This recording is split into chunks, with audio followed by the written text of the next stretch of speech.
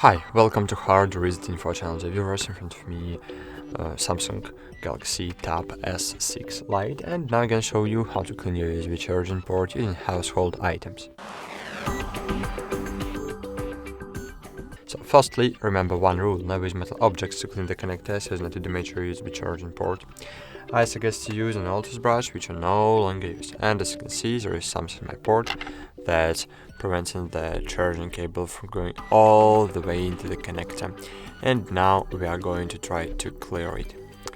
So I'll try to focus on my port. Maybe it's not too possible as I want. So firstly, we just need to insert the one part of the brush into the connector, and then just pry the dirt out. So that's it.